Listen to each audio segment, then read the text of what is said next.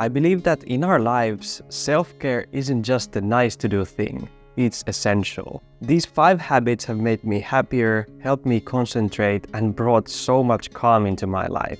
No fancy stuff, just simple but powerful things anyone can do. Organization days.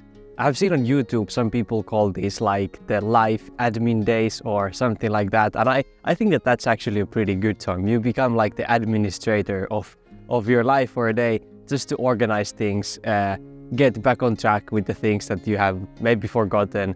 And for me, this is basically cleaning the house, decluttering some stuff, putting them in the right place, thinking, do I need that or not? And also to check kind of like all the bills that need to be paid, for example, some things that were on a to-do list, call this person, message that person, and everything like this. And why I think that this is such a good self-care habit is that when you are kind of cleaning your to-do list, cleaning your living space, whatever, you are at the same time cleaning your own mind, your like headspace. And that is so important, because if you have so many things undone, if everything is so cluttered in your life, it's so hard to focus on actually the things that matter. So even though these wouldn't be so nice things to do, I think these are essential things to do for your own mind.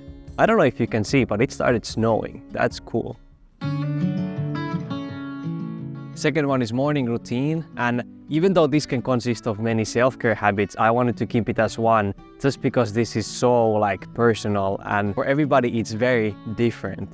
So for me, this is just going on walks, journaling, eating some breakfast, stretching a little bit, reading. It also changes all the time based on what I really feel. But overall, as a self-care habit, like the concept of having a morning routine and not immediately just jumping out of your car and driving to work, or if you work at home, just opening the laptop, but rather choosing intentionally what do you want to do. This can be just having a cup of coffee, 10 minutes, and just breathing. The return on this like investment that you take some time to think what you want to do and then doing it every morning is huge. Just talked with a friend 2 days ago about how the first hour, first 30 minutes, like how you start your day is so important if you want to dictate how the rest of the day will go. Because I used to just scroll Instagram. I was still in bed, you know, I just took the phone, oh, what time is it? Oh, I have like 5 minutes left. Let's just go on Instagram, scrolled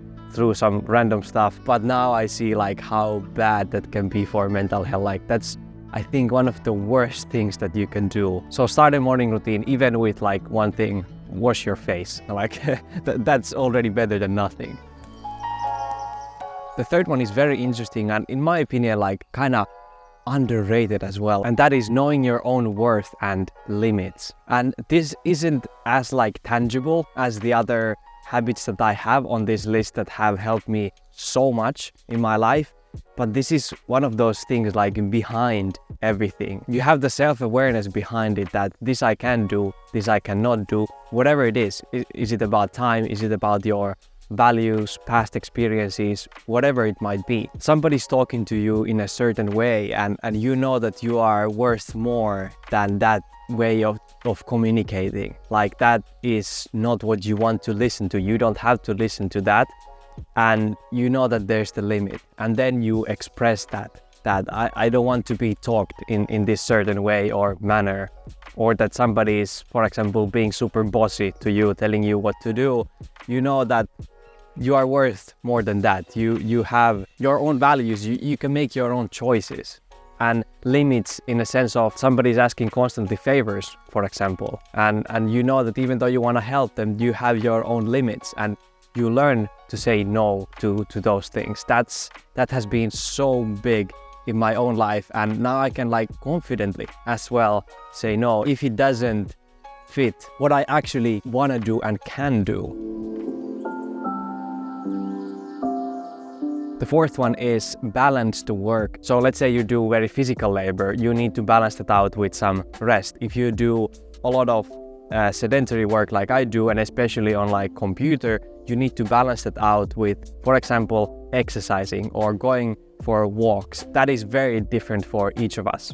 For example, for you that might be painting, and for me it might be going to drive with my car. I mean, not really a good example because that's not what I do, but let's say running, for example. You need to find it for yourself and always try to remember that balance, because if you work all day on a computer and then you just move to scroll your phone after the workday ends, and when you stop that, you go to watch some TV series, you don't have that balance. You're just doing basically the same thing again and again in a different way. Or let's say you are a construction worker and you do very like physical work, and after that you go to the gym, and after that you do some house chores at home. You cannot really have that rest for your body that it needs. So remember this body and mind, and you could also go in this like soul, spirit. I have realized this very much in like the finance area of life, that if you're just constantly thinking about the money and the returns and what you get, you can drift off easily from that spiritual area or like contribution, what good